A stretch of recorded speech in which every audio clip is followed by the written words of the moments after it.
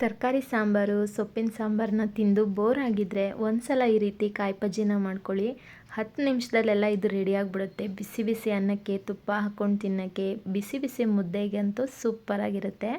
ಮಾಡೋದಂತೂ ಸಿಕ್ಕಾಪಟ್ಟೆ ಈಸಿ. ಕೇವಲ ಕೆಲವೇ ಸಾಮಗ್ರಿಗಳನ್ನ ಬಳಸ್ಕೊಂಡು ಮಾಡೋ ಅಂಥದ್ದು.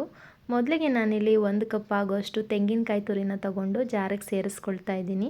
ಅದ್ರ ಜೊತೆ 1 ಈರುಳ್ಳಿನ ಕಟ್ ಮಾಡಿ ಸೇರಿಸ್ಕೊಂಡಿದ್ದೀನಿ. 1 ಟೇಬಲ್ ಸ್ಪೂನ್ ಆಗೋಷ್ಟು ಹುರಿಗಡಲೆ, 1 ಸ್ಪೂನ್ ಆಗೋಷ್ಟು ಗಸಗಸೆ, ಖಾರಕ್ಕೆ ನೋಡಿಕೊಂಡು ನೀವು ಧನಿಯಾ ಮೆಣಸಿನ್ಕಾಯಿ ಪುಡಿನ ಸೇರಿಸ್ಕೊಂಡು ಸ್ವಲ್ಪ ನೀರು ಹಾಕ್ಕೊಂಡು ನೈಸಾಗಿ ಇದನ್ನು ರುಬ್ಕೋಬೇಕು. ಈ ಕಡೆ ಒಂದು ಪಾತ್ರೆನ ಇಟ್ಟೋದಕ್ಕೆ ಸ್ವಲ್ಪ ಎಣ್ಣೆನ ಹಾಕಿ 1 ಈರುಳ್ಳಿನ ಚಿಕ್ಕ ಚಿಕ್ಕದಾಗಿ ಕಟ್ ಮಾಡಿ ಸೇರಿಸ್ಕೊಂಡು ಈರುಳ್ಳಿ ಕಲರ್ ಚೇಂಜ್ ಆಗೋವರೆಗೂ ಫ್ರೈ ಮಾಡ್ಕೋಬೇಕು. ಈ ಸಾಂಬಾರಿಗೆ ಸಾಸಿವೆ ಆಗಲಿ ಕರಿಬೇವಾಗಲಿ ಏನೂ ಹಾಕ್ಕೊಳ್ಳೋದಿಲ್ಲ.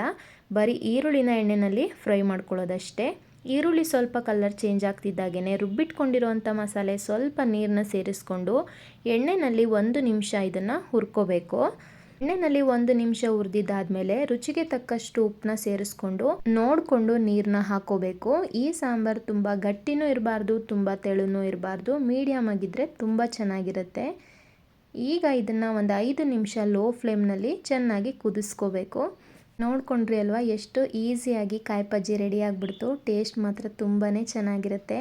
ಈ ಕಾಯಿ ಬಜ್ಜಿ ಜೊತೆ ನೆಂಚ್ಕೊಳ್ಳೋಕ್ಕೆ ಅಂತ ನಾನಿಲ್ಲಿ ಬಾಳೆಕಾಯಿ ಪಲ್ಯನ ಮಾಡ್ತಾಯಿದ್ದೀನಿ. ಅದಕ್ಕೆ ಅಂತ ಒಂದು ಪ್ಯಾನ್ನ ಇಟ್ಟು ಅದಕ್ಕೆ ಸ್ವಲ್ಪ ಎಣ್ಣೆ ಹಾಕಿ ಸಾಸಿವೆ ಕರಿಬೇವು ಒಣಮೆಣಸಿನ್ಕಾಯಿ ಸ್ವಲ್ಪ ಹಿಂಗನ್ನ ಹಾಕಿ ಬಾಡಿಸ್ಕೊಂಡು ಚಿಕ್ಕ ಚಿಕ್ಕದಾಗಿ ಕಟ್ ಮಾಡಿ ಸ್ಟೀಮಲ್ಲಿ ಬೇಯಿಸಿಟ್ಕೊಂಡಿದ್ದೆ ಬಾಳೆಕಾಯಿನ ಅದನ್ನು ಸೇರಿಸ್ಕೊಳ್ತಾ ಇದ್ದೀನಿ. ರುಚಿಗೆ ತಕ್ಕಷ್ಟು ಉಪ್ಪು, ಸ್ವಲ್ಪ ತೆಂಗಿನಕಾಯಿ ತುರಿ, ಸ್ವಲ್ಪ ಕಟ್ ಮಾಡಿರೋಂಥ ಕೊತ್ತಂಬರಿ ಸೊಪ್ಪನ್ನ ಹಾಕಿ ನೀಟಾಗಿ ಒಂದು ಸಲ ಮಿಕ್ಸ್ ಮಾಡಿಕೊಂಡ್ರೆ ಬಾಳೆಕಾಯಿ ಪಲ್ಯ ರೆಡಿ ಆಗಿಬಿಡುತ್ತೆ.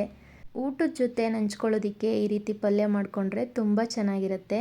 ಈ ರೀತಿ ಬಿಸಿ ಬಿಸಿ ರಾಗಿ ಮುದ್ದೆ ಜೊತೆ ಕಾಯಿ ಬಜ್ಜಿ ನೆಂಚ್ಕೊಳ್ಳೋದಕ್ಕೆ ಪಲ್ಯ ಮಾಡಿಕೊಟ್ರೆ ಯಾರು ತಾನೇ ಊಟ ಬೇಡ ಅಂತಾರೆ ಅಲ್ವಾ. ಹಸಿದಾಗ ಈ ರೀತಿ ಮಾಡಿಕೊಟ್ರೆ ಯಾರಿಗೆ ತಾನೇ ಖುಷಿ ಆಗಲ್ಲ. ನಮಗೂ ಅಷ್ಟೇ ತುಂಬ ಕಡಿಮೆ ಸಮಯದಲ್ಲಿ ಅಡುಗೆ ಎಲ್ಲ ರೆಡಿ ಆಗಿಬಿಡುತ್ತೆ. ಹಾಗಾದರೆ ಮಿಸ್ ಮಾಡದೆ ನೀವು ಈ ರೆಸಿಪಿನ ಟ್ರೈ ಮಾಡಿ ಹೇಗೆ ಬಂತು ಅಂತ ನನಗೆ ಕಮೆಂಟಲ್ಲಿ ತಿಳಿಸಿ. ಈ ವಿಡಿಯೋ ಏನಾದರೂ ಇಷ್ಟ ಆಗಿದರೆ ಲೈಕ್ ಮಾಡೋದನ್ನು ಮರಿಬೇಡಿ. ಮತ್ತೆ ಇನ್ನೊಂದು ವಿಡಿಯೋ ಜೊತೆ ಸಿಗ್ತೀನಿ. Thanks for watching.